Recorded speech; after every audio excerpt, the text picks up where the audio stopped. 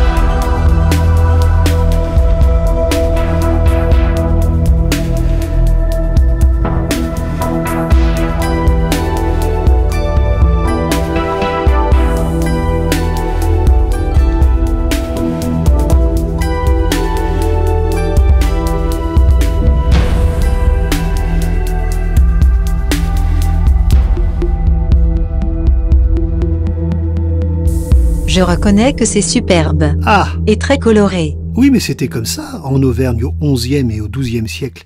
L'art roman était à son apogée en Auvergne. Il y a 5 églises majeures qu'il faut visiter. Ça justifie en soi d'aller là-bas. Notre-Dame d'Histoire qu'on vient de voir. Il y en a une très belle également à Clermont-Ferrand, Notre-Dame du Port. Orcival avec sa Vierge Noire, Saint-Saturnin. Et puis enfin Saint-Nectaire, où nous allons.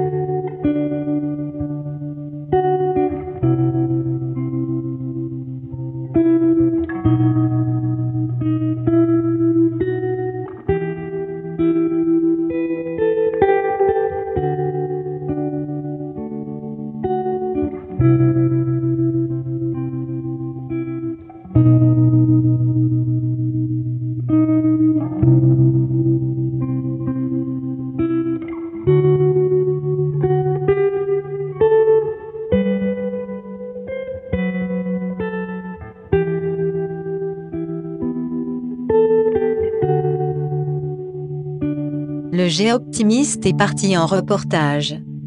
Oui Aurélie, alors je suis dans un endroit très particulier. Vous voyez qu'il y a l'église de Saint-Nectaire qui est juste derrière moi. Et dans ce lieu où je vais rentrer maintenant, il y a un ami qui a un métier extraordinaire. Eric? Oui. Tu es là? Oui, viens nous voir. Bon.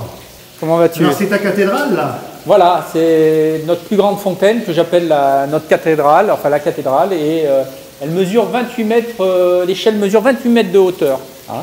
Et ici, on a attaqué donc nos nettoyages d'hiver, qui durent à peu près une petite semaine. Là, on a sur une autre installation, on fait le même travail, nettoyer, enlever les masses de calcaire qui se sont déposées au cours de l'année. Et ça, voilà, c'est notre outil de travail et que tu vas découvrir en voyageant un peu plus loin dans Saint-Nectaire. Et à 1 km de là, il y a vraiment le site où on fait découvrir aux visiteurs les fontaines pétrifiantes. Qu'est-ce que les fontaines pétrifiantes? Tu m'emmènes? Eh bien, on y va. Allez, on y va. Allez.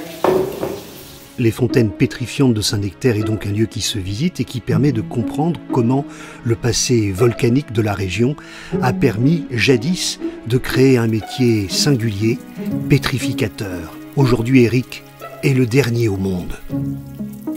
Tu me disais, la nature, c'est 1 centimètre de calcaire en un siècle. Oui, quand on va dans les grottes traditionnelles, on écoute toujours ce discours qui dit le dépôt calcaire dans une stalactite, c'est 1 centimètre par siècle. Nous ici, on est, j'allais dire, 1 centimètre par mois. On est sur des dimensions géologiques complètement différentes. Et c'est une usine à fournir de la matière calcaire. Donc à nous. Des accélérateurs de temps.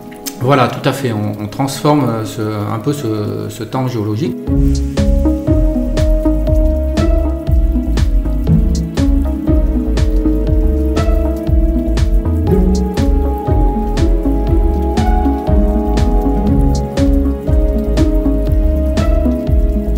C'est donc cela, Christine, pétrifié.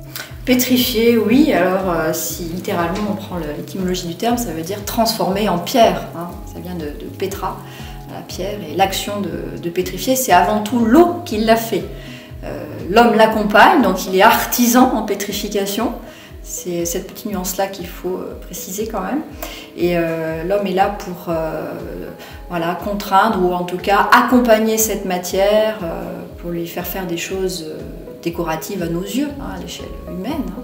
La nature par elle-même fait déjà des choses magnifiques, toute seule. L'homme a d'ailleurs envie de les reproduire, toujours, copier ce que fait la nature. Donc là, c'est vrai que l'outil de fabrication qui a été imaginé et inventé par nos ancêtres, c'est quelque chose qui va permettre de dompter un petit peu cette matière et de lui faire des choses à nos yeux artistiques. Voilà. Alors dis donc Eric, tu es en train de faire quoi là?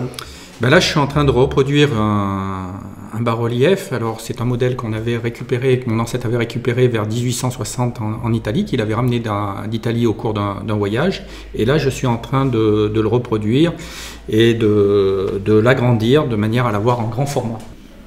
Et alors, le public peut voir, hein. L'atelier est là, il donne directement. Et ça, c'est une volonté de quoi? De transmission? Non, c'est une volonté, je pense, plus de faire plaisir aux gens, de faire découvrir des métiers uniques, des savoir-faire insolites. Et au tout début, l'ouverture de l'entreprise au public ne date pas de notre génération, il faut remonter en 1920. Donc l'arrière-grand-père d'Eric qui a eu cette idée pour justement vivre de son activité.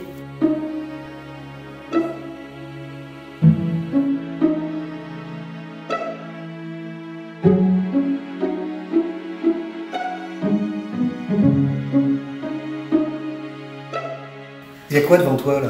Bah, une pièce un peu bizarre.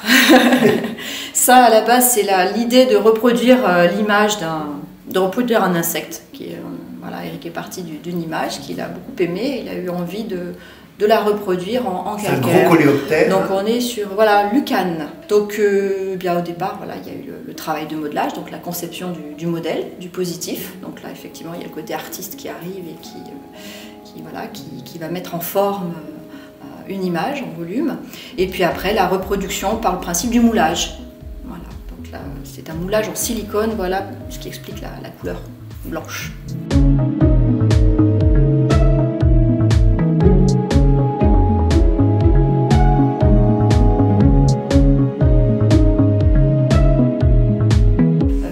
Au-delà des petits bas-reliefs, aujourd'hui, le défi qu'on se lance, c'est de faire des choses un petit peu plus monumentales, des formes en volume qui n'existaient pas dans l'histoire de la pétrification. Donc oui, il y a un virage que l'on fait prendre à l'entreprise pour l'amener dans le futur, fabriquer des objets qui correspondent au goût des gens d'aujourd'hui, et puis Je pense que c'est aussi relever des défis. On a ça au fond de nous, c'est relever des défis, voir ce que l'on peut encore faire avec cette matière, faire des choses complexes. Oui, un chercheur, explorateur, oui, c'est ça. Ça donne des perspectives à notre travail et ça, au quotidien, c'est une forme d'excitation d'arriver à comprendre, toujours repousser cette limite de ce qu'on peut faire avec la matière calcaire.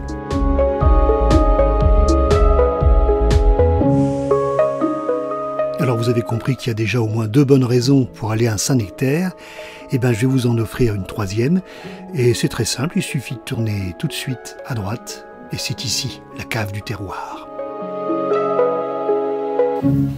Qu'est-ce que vous faites là, Camille ? Donc là, je suis en train de frotter les Saint-Nectaire. Je suis en train de les retourner, puisqu'on voit que le poil de chasse se développe. Donc on les retourne à peu près tous les 2 jours. Donc c'est ça, c'est votre petite cave de stockage. Voilà, tout à fait. Donc avant, c'était une ancienne cave d'affinage. Aujourd'hui, moi, j'ai plus le droit d'affiner des Saint-Nectaire puisqu'il faut un agrément d'affinage. Donc j'ai le droit, si vous voulez, de stocker mes Saint-Nectaire dans la cave d'affinage témoin que j'appelle aujourd'hui. Et dans la boutique, on trouve plein d'autres fromages qui viennent de fermiers de la région.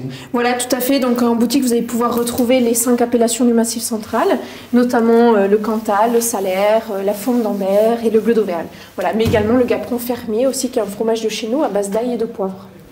Et puis on trouve aussi des petits vins de viticulteurs. Également, je travaille essentiellement avec des viticulteurs en direct, notamment 3 producteurs, dont 2 qui sont en agriculture biologique, le domaine Miolan et domaine de Royer à Châteauguay. Et je travaille avec un vin de Boud typique du terroir auvergnat. Et cerise sur le gâteau, il y a un grand parking pour les camping-caristes. Exactement, les camping-caristes auront la joie de se garer vraiment devant la porte de la cave du terroir, sans problème. Même je reçois des grands cars qui peuvent se garer. Il y a également un grand parking aux fontaines pétrifiantes et un autre près de l'église.